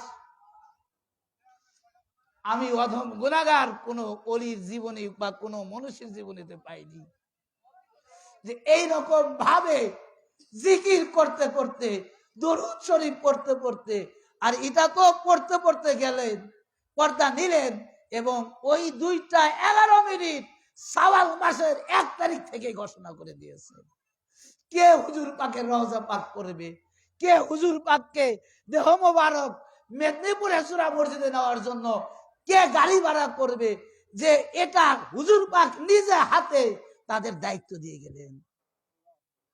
মাওলানা আবু তাহেরকে গাড়ি রিজার্ভ করার জন্য দায়িত্ব দিলেন, এবং এটা বললেন যে আজকে যদি তুমি 26 তারিখেই তুমি করবে, যদি 27 তারিখে তুমি যদি গাড়ি রিজার্ভ করতে যাও তাহলে তোমার কষ্ট হবে, এই জন্য একদিন আগে করবে। জহুর আলী নামে 7 থেকে 8 দিন আগে, এই 27 শাওয়াল আসার 7 থেকে 8 দিন আগে জহুরুল হক নামে এক ব্যক্তিকে তিনি তার রওজা মোবারক করার জন্য পাথর, সুরকি, চুন, বালি যা লাগে সমস্ত কিছু করাই করে তিনি মাওলানা হুজুর পাক ওই জহুরুলকে আদেশ করলেন যে তুমি আমার মেদিনীপুরে যাওয়ার একদিন আগে আমার মাজার পাক রেডি করে ফেলবে। আশ্চর্যের ব্যাপার না এগুলা, কি আশ্চর্যের ঘটনা। এখানে একটি ঘটনা দেখেন, যে জহুরুল সাহেব যখন রওজা পাক কমপ্লিট করে ফেললেন, ঠিক সেই দিন অর্থাৎ একদিন কি 2 দিন আগে টেলিগ্রাম আসলো যে হুজুর পাক সুস্থ হয়ে গেছে। মাওলানা হুজুর পাক কি পুরা সুস্থ হয়ে গেছে। তো জহুরুল হক তিনি চিন্তা করলেন যদি হুজুর পাক সুস্থ হয়ে যায় তাহলে আমি গিয়ে তার কদম পাকে হাজির হব, একটা টেলিগ্রাফ লিখলেন। তো ঠিক ওই টেলিগ্রাফের উত্তর আবার তার কাছে দেন আসলো যে না না না জহুরুল, তোমাকে আসতে হবে না, আমি 27 তারিখে হাজির হচ্ছি। চিন্তা করছেন, আমি 27 তারিখে হাজির হচ্ছি। তো হুজুর পাক কিভাবে আসবেন সেটা বলে দিলেন, রওজা পাক তৈরি করবেন সেটা করায় গেলেন, কাপড়ের কাপড় নিজে হাতে পড়লেন, শেষ গোসল নিজে হাতে করলেন, এবং আল্লাহর জিকির করতে করতে তিনি মহা প্রভুর সঙ্গে ইলাহির দরবারে তিনি মিলিত হয়ে গেলেন। ঠিক বড় হুজুর পাক কাবা কিবলা, সেটা আমি প্রথমে আপনাদেরকে বলছি। আরে ওলি কি জিনিস, আজ আমরা ওলিদের মান মর্যাদা বুঝি না, যে ওলিরা কে। এমনি এমনি তো আর আল্লাহ আরশে আজিমে তাদের জিকির করে না। अरशे पर रहता है सरसा औलिया अल्लाह का, ऐ फलक है बोलो वाला औलिया अल्लाह का। আরশে আজিমে আল্লাহ তাআলা ওলিদের চর্চা করে, ওলিদের জিকির করে, ওলিদের গুণগান বর্ণনা করছে আল্লাহ আরশে আজিমে। তো সেই ওলি মাদারজাত ওলি মাওলানা হুজুর পাক, মাওলানা হুজুর পাকের শাহজাদা হুজুর পাক, শাহজাদা হুজুর পাক অর্থাৎ পীর মুর্শিদ পাক, পীর মুর্শিদ পাকের শাহজাদা পাক পর্দা হুজুর পাক, পর্দা হুজুর পাকের শাহজাদা পাক, আমাদের আপনাদের সবার আকা বড় হুজুর পাক হযরত সৈয়দ শাহ রশিদ আলী আল কাদরি আলাহ জাতি নবী পাক আলাইহিস সালাতু ওয়াস সালাম পাক, তিনি আওলাদে রাসূল, নূর আলা নূর, নূরের টুকরা। তানারা কেন বেসলাইন হয় না? তানারা নূরের কাছে থাকে, নূর আল্লাহর সাথে একাকার থাকে। আর যখন এই এলাকা, এই জগতে, ধরাধামে যখন আসে, আল্লাহর নূর থেকে আলাদা হয়ে আসে। যে যতদিনকার যতটুকু দায়িত্ব নিয়ে আসে, দায়িত্ব শেষ হবার সাথে সাথে আল্লাহ ওই নূরকে তার কাছে টান দিয়ে নেন। এই জন্য অলিরা পর্দা নেওয়ার সময় আনন্দ প্রকাশ করে, কারণ তাদের কাজ শেষ, আবার প্রভুর মিলনে তারা চলে যাচ্ছে, যেখানে ছিল সেই জায়গায় চলে যাচ্ছে। আপনি একটা ব্যক্তি যখন বিদেশ প্রবাস জীবন থাকেন, কত কষ্ট থাকেন না? যখন বাড়ি আসার জন্য টিকিট কাটে, তখন আপনার মনে কত আনন্দ লাগে না? কেন আনন্দ পান? যে আপনি আবার আপনার নিজের দেশে চলে আসতেছেন, যেখানে ছিলেন সেই জায়গায় আপনি চলে আসতেছেন, এই জন্য আনন্দ করেন, মনের মধ্যে কি আনন্দ জাগে, উৎফুল্ল জাগে। তো এই দুনিয়ার ছিলেন প্রবাসীতে যায়, এইটুক সময়ের মধ্যে আনন্দ পান। এই দুনিয়াতে আসার পরে মানে এই বাড়িতে ফিরে আসা কত আনন্দিত। তো যারা নূর এই রাহির সাথে ছিল, কাজে জাকুম মিনাল্লাহি নূরুম ওয়া কিতাবুম মুবিন, আল্লাহ হতে নূর অর্থাৎ নূরে মুহাম্মদ, আর ওই নূরে মুহাম্মদের সাথে হুজুরে গাউস পাক বলেন আমাদের প্রত্যেকের নূর নূরে মুহাম্মদের সাথে আমরা একাকার ছিলাম, একাকার ছিলাম। অর্থাৎ মাওলা হুজুর পাকের নূর নূরে মুহাম্মদ, দাদা হুজুর পাকের নূর নূরে মুহাম্মদ, পাটা হুজুর পাকের নূর নূরে মুহাম্মদ, বড় হুজুর পাকের নূর নূরে মুহাম্মদ, বর্তমান হুজুর পাকের নূর নূরে মুহাম্মদ, ছোট হুজুর পাক কাবা কেবলার নূর নূরে মুহাম্মদ হায়। এর মধ্যে কোনো সন্দেহ নেই। তো ওই নূর, যে নূর থেকে এক একটা জামানায় এক একটা সূরাতে আল্লাহ তাআলা এক এক জামানায় এক এক সূরাতে আল্লাহর নূরকে প্রকাশ করেছেন। তো নূর নূরের সাথে চলে যাচ্ছে, তা খুশি হবার কথা না? তো ঠিক বড় হুজুর পাক কাবা কিবলা 2021 সালে 6ই মুহররম যেদিন পর্দা নিলেন, কোন মানুষ খাদেমরা যারা ছিল, আমরা তো করোনার কারণ আমরা তো বাংলাদেশি মানুষ যেতে পারি নাই, আফসোস ছিল, তাই না? এবারও আমরা যেতে পারলাম না। দেখেন এবার যে যেতে পারলাম না, তারা কত দয়ালু। আমি যে এই যে দয়া কি দেখেন, কত মানুষ পাসপোর্ট জমা দিছে নিজ নিজ আঞ্জুমানে, হয়তো বাইরেওয়ালারা সুযোগ পায়নি, জমা দেয়নি, কিন্তু যারা আঞ্জুমানের টিকিট পেয়েছিলেন, লটারিতে যাদের নাম জয়ী হয়েছিলেন, তারা কত আশা করে বই জমা দিয়েছে, সেই বই ফেরত আসা কত কষ্টের, বেদনাদায়ক না? কত দুঃখের না? তো হুজুর পাকের মুরিদানরা কষ্টে থাকবে, এটাই কি হুজুর পাকরা চান? কখনো চাননি। আমার মনে আছে কিছুদিন একবার যখন 14 ফাল্গুনে স্পেশাল ট্রেন যাইতে পারে নাই, রাজবাড়িতে মনে হয় কয়েকবার হুকুম হয়েছিল, ঠিক কিনা? একটা জায়গায়। আর এবার কি প্রত্যেকটা আঞ্জুমানে একই কালারের একই ব্যানারে হুজুর পাক দয়া করলেন, হুজুর পাক করুণা করলেন, হুজুর পাক রহম করলেন, হুজুর পাক আমাদের জন্য এমন দয়া এমন মেহেরবানি করলেন যে শুধু একটা আঞ্জুমানে নয়, বাংলাদেশে যেখানে যেখানে যতগুলো আঞ্জুমান আছে প্রত্যেকটা আঞ্জুমানে মাওলা হুজুর পাকের ওরস পাক তো উদযাপন করবেই, এবং প্রজেক্টরের মাধ্যমে হুজুর পাক দায়রা পাক থেকে মেদিনীপুর জুরা মসজিদ পাকে পাড়া পাকে হাজির হবে, এটাও দেখার সুব্যবস্থা করে প্রত্যেকটা আঞ্জুমানে কাদরিয়ার মসজিদের কমিটিকে এই হুকুম পাক হুজুর পাক নির্দেশ প্রদান করলেন। একটু জোরে সুবহানাল্লাহ বললেন না? যে এত নিয়ামত হুজুর পাক আপনাদেরকে দিলেন, আমাদেরকে দিলেন, যে আমাদের মনের বেদনা, আমাদের মনের হৃদয়ের মধ্যে ব্যথা, যে আমরা হুজুর পাকের ওরস পাকে, মাওলা হুজুর পাকের ওরস পাকে যেতে পারলাম না, আজ আমরা হুজুর পাকের জিয়ারত পাকটা পেলাম না। এই যে মনের মধ্যে, হৃদয়ের মধ্যে ব্যথা, এই ব্যথাকে দূরীকরণ করার জন্য বর্তমান শাহনশাহ আওলাদে রাসূল আল্লাহ থেকে নূর, সেই নূরে মুজাসসাম হযরত সৈয়দ শাহ ইয়াসুফ আলী আল কাদরি আলা জাদ্দিদুল পাক সাল্লাল্লাহু আলাইহি ওয়াসাল্লাম পাক জবানে হুকুম পাক করে প্রজেক্টরের মাধ্যমে প্রত্যেকটা মুরিদাদেরকে সেই জিয়ারতের সুব্যবস্থা, সুনসিব প্রদান করে দিলেন।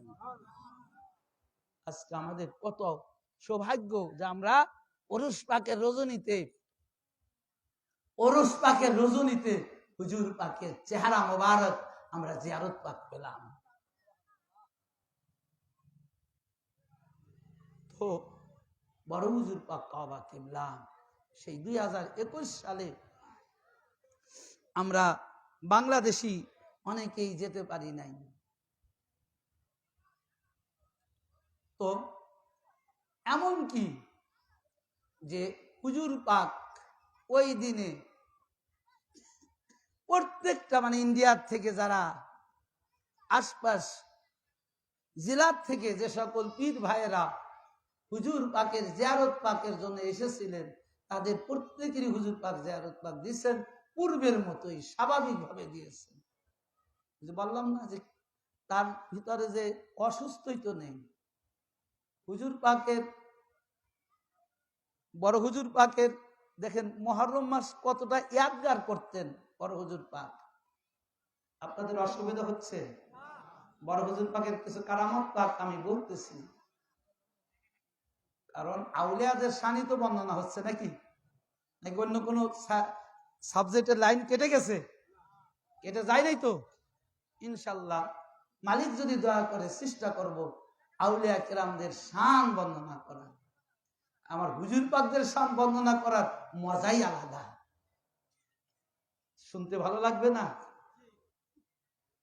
তো এই মাসুম ভাই একজন খাদেম ছিল, দেখেন কিরকম কারবালা ইয়াদ করতেন হুজুর পাক। এই জন্য মুহররম মাস বেছে নিয়েছেন হুজুর পাক, মুহররম মাসই বেছে নিয়েছিলেন। কারণ তার যতবার ছোট মালিক পাক ডাক্তার দ্বারা দেখাইছে হুজুর পাকের, ডাক্তার কোনো রোগ খুঁজে পায়নি, শুধু লাস্টে প্রেসক্রিপশনের শেষে লিখে দিয়ে গেছে অ্যাডভাইস যে হুজুর পাককে বেশি পানি খাওয়াবেন, বেশি বেশি পানি খাওয়াবেন হুজুর পাককে। তার মানে কি যে হুজুর পাক কারবালা ইয়াদ করছে, হুজুর পাক কারবালা ইয়াদ করছে, হুজুর পাক কারবালার জমিন ইয়াদগার করছে, হুজুর পাক কারবালার শহীদদের ইয়াদগার করছে, হুজুর পাক আলী আসগারের ইয়াদগার করছে, হুজুর পাক তার পূর্বপুরুষ মাওলা হুসাইন আলাইহিস সালামের ইয়াদগার করছে, হুজুর পাক হযরতে কি বলে কাসিম সালামুল্লাহকে ইয়াদগার করছে। তারা এক ফুটা পানির জন্য তারা অনেক কাকুতি মিনতি করেছে। ওই কাফের বেমানেরা তারা কি করেছে, ওই কারবালার ফুরাত নদীর থেকে এনাদের জন্য এক ফোঁটা পানির ব্যবস্থা করতে পারে নাই। হুজুর পাক নিজের থেকে কারবালাটা, হুজুর পাক নিজের থেকে সুহাদায়ে কারবালা ইয়াদগার করে মুহররম মাস বেছে নিয়েছেন। এই মাসুম ভাই হুজুর পাক একটা ট্যাবলেট খাবে, ওষুধ খাবে, তো ওষুধ খাইলে তো একটু পানি চাইছে, তো মাসুম ভাই 1 গ্লাস পানি দিয়েছে। যদি এই ওষুধের সুবাদে হুজুর পাক 1 গ্লাস পানি পান করেন, করবে?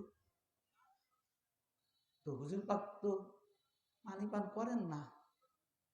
এখন ওই পানি নিয়ে মাসুমকে বলতেছে এত পানি লাগে একটা ওষুধ খেতে। বড় হুজুর পাক তো খুব রহস্যজনক ভাবে কথা বলতেন, এত পানি লাগে এই একটা ওষুধ খেতে। তখন ঠিক ওই একটা ট্যাবলেট সেবন করতে যতটুকু পানির দরকার হুজুর পাক অতটুকু পানি পান করতেন। চিন্তা করেন, তারপরেও তার দেহের মধ্যে কোনো রোগ পাওয়া যায়নি, কোনো অসুস্থ পাওয়া যায়নি, শুধু পানি পান করার অ্যাডভাইস দিয়ে গেছে ডাক্তাররা। একটু যদি না হয় তাহলে তো শরীয়ত থাকে না ভাই। একটা মানুষ যদি স্বাভাবিক 3 ওয়াক্ত খাইতে হবে, তাই না? একটা মানুষের দেহে কমপক্ষে 3 কেজি 2.5 কেজি 5 কেজি পানি দৈনন্দিন জীবনে পান করা দরকার সুস্থ ভাবে একজন মানুষ বেঁচে থাকতে হলে। নাকি এটা বিজ্ঞান বলে নেই? সুস্থ মানুষের জন্য কতটুকু পানি পান করা লাগবে, সুস্থ থাকতে গেলে কতটুকু খাবার খেতে হবে। তো যতটুকু পানি পান করার দরকার, আমরা যদি অতটুকু পানি পান না করি, আমরা এই এখন আপনারা আমরা বেঁচে থাকতে পারি? থাকছেন কেন? আরে তানারা তো নিজেরাই অন্য জগতের, কিন্তু এটা শরিয়াত তারা রক্ষা করছেন। তো ঠিক হুজুর পাক যখন পর্দা নিবে কেউ জানে না,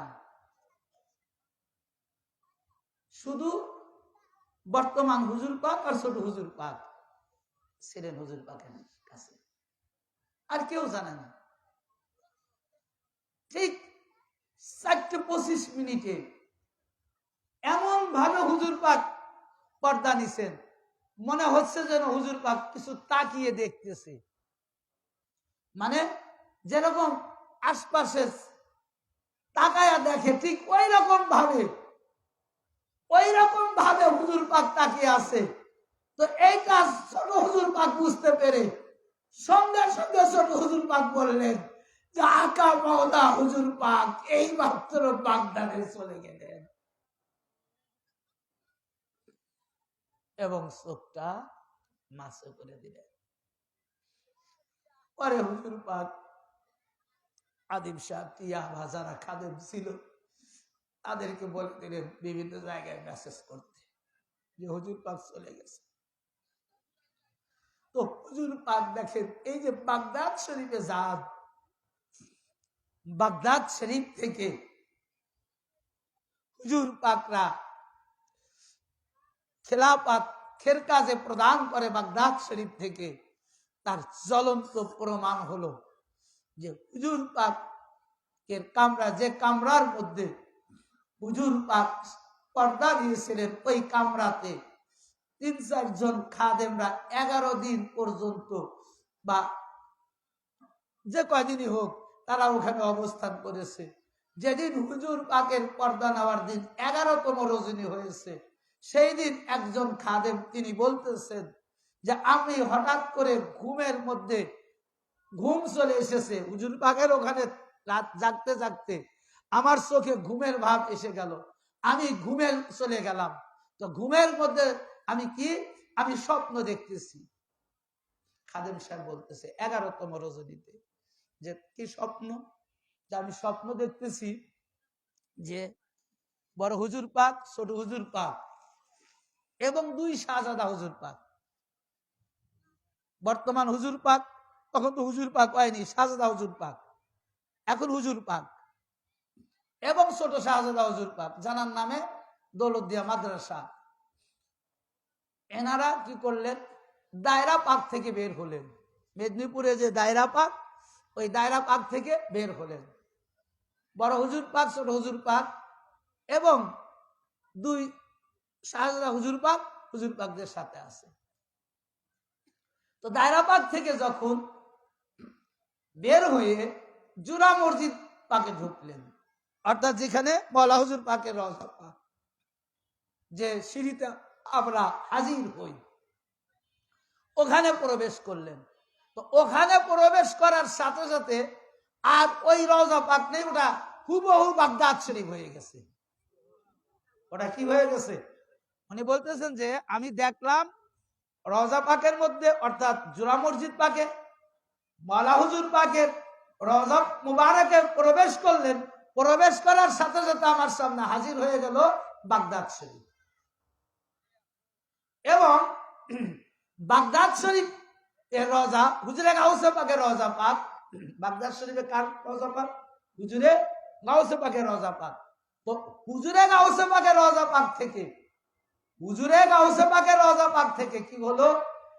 একটা নূরান্বিত চেহারার হাত মোবারক বের হলো, এবং ওই হাত মোবারকে একটা তাজ মোবারক ছিল, আর সেই তাজ মোবারকটা বড় হুজুর পাকের হাত মোবারকে দেওয়া হলো। আর হাতে? বড় হুজুর পাকে। দেখেন হুজুর পাক তো এখানে আসলে কত শিক্ষা। গাউস পাক তো ইচ্ছা করলে বর্তমান হুজুর পাকের মাথায় তাজটা পরাইতে পারতেন, পারতেন না, কিন্তু কেন পরালেন না? যে তাজ পরানোর মালিক বড় হুজুর পাক, জামানার গাউস বড় হুজুর পাক।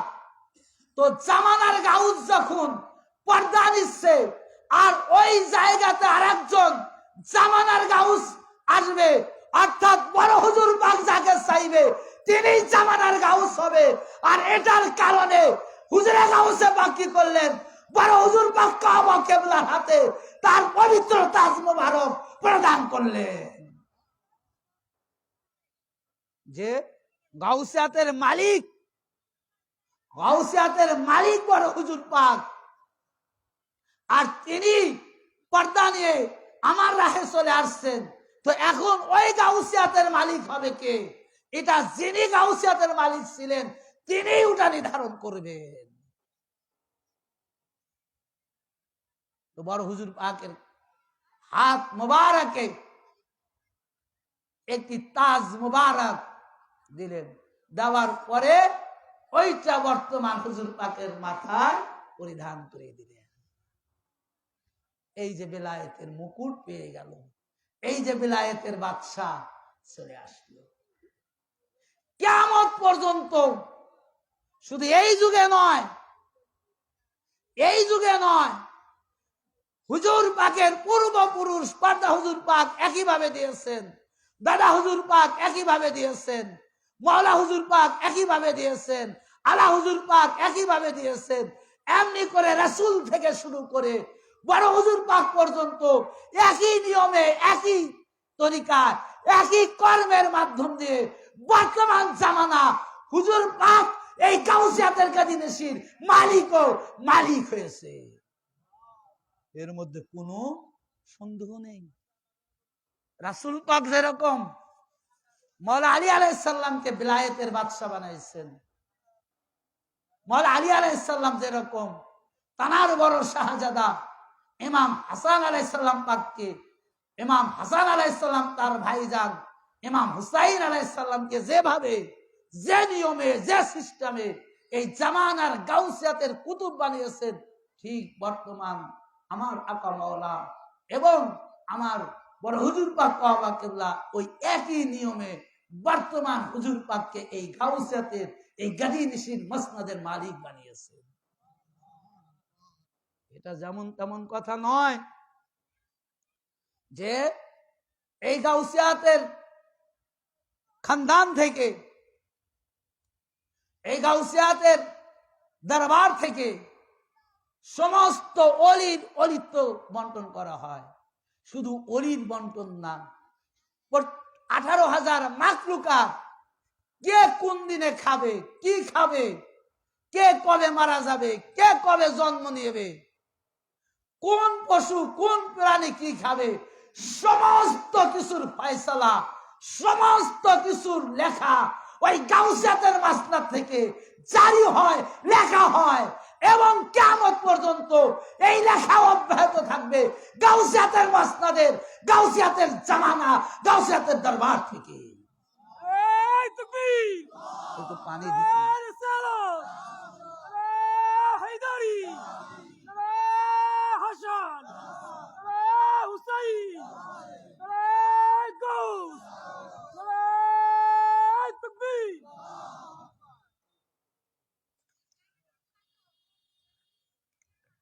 তো এটা এমনি এমনি গাউসিয়াতের মালিক হওয়া যায় না, এমনি এমনি গাউসিয়াতের মালিক হওয়া যায় না। যে এটা আমাদের তরিকা পাক, সেই দরবার পাক। এই পৃথিবীর মধ্যে যত তরিকাত আছে, তরিকাতের পীর আছে, সকল পীরের পীর হুজুরে গাউসে পাক। সকল পীরের তরিকাতের যত পীর, কাদরিয়া, সিস্তিয়া, নকশবন্দি, সরোয়ার্দী, যত পীরের পীর আছে, সকল পীরের পীরত্ব প্রদানকারী হুজুরে গাউসে পাক, এবং সকল পীরের মুরিদানের রিজিক বন্টন, হায়াত বন্টন, সমস্ত কিছু বন্টন করনেওয়ালা হুজুরে গাউসে পাক। আমরা যেমন তেমন তরিকায় বায়েত হই নাই ভাই, এটা মনে করবেন না যে আমরা যেমন তেমন তরিকার বায়েত হয়েছি।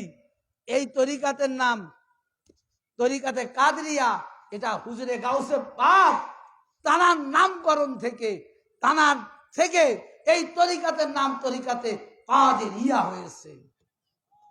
আর হুজুরে গাউসে পাকের আরেকটা নাম কি আছে? মহিউদ্দিন, মানে দিনকে জিন্দা কান্নে ওয়ালা। আচ্ছা, যে দিন জিন্দা করতে পারে, আমি শেষ কথা, আমার শ্বশুর এসে গেছে, 2 মিনিট,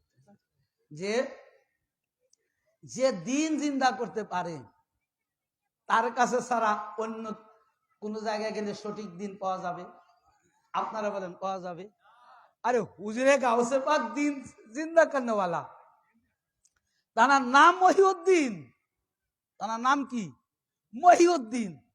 তো যদি যিনি দিনকে জিন্দা করতে পারে, তাহলে যার মধ্যে দিন জিন্দা করার ক্ষমতা রয়েছে, তাহলে তার নিকটই সঠিক দিন আছে ভাই। তাই সঠিক দিন যদি আপনারা পেতে চান, সঠিক ইসলামের আরকান আহকাম যদি পেতে চান, এটা 107 হিজরিতে যখন মাওলা হুসাইন আলাইহিস সালাম পাক মক্কা থেকে শেষ হজ না করে যখন কুফার উদ্দেশ্যে রওনা দেন, ঠিক তখন নামাজ, রোজা, হজ, যাকাত, এই কালেমা তাওহীদ রাসূল পাকের রওজা মোবারকে তারা আশ্রয়ের জন্য প্রার্থনা করেছিলেন। রাসূল পাক তাদেরকে আশ্রয়ের জন্য ইমাম হুসাইন আলাইহিস সালামের পদযুগলে পাঠিয়ে দিয়েছিলেন যে তোমরা ইমাম হুসাইনের কাছে যাও, তোমাদের নিরাপদ আশ্রয় হবে। তো ইসলাম এবং ধর্মের সকল আরকান আহকামের আশ্রয় দাতা হলো ইমাম হুসাইন। আর এই সঠিক দিন যদি আমরা নিতে চাই, তো ইমাম হুসাইনের আওলাদ হুজুরে গাউসে পাক থেকেই নিতে হবে, এর মধ্যে কোনো সন্দেহ নেই। এবং সঠিক ধর্ম, সঠিক নামাজ, সঠিক রোজা, সঠিক হজ, এক কথা সঠিক ইসলামের সঠিক কার্যকর্ম ইমাম হুসাইন আলাইহিস সালাম থেকে একবারে হুজুরে গাউসে পাক এবং হুজুরে গাউসে পাক হতে বর্তমান জামানার ইমাম আমার আকা মাওলা হুজুর পাক কাবা কেবলার মধ্যেই সঠিক দিন, সঠিক ধর্ম, সঠিক নামাজ, সঠিক রোজা, হজ, সমস্ত কিছু আমার হুজুর পাক কাবা কেবলার কদম আকদাসে গচ্ছিত রয়েছে।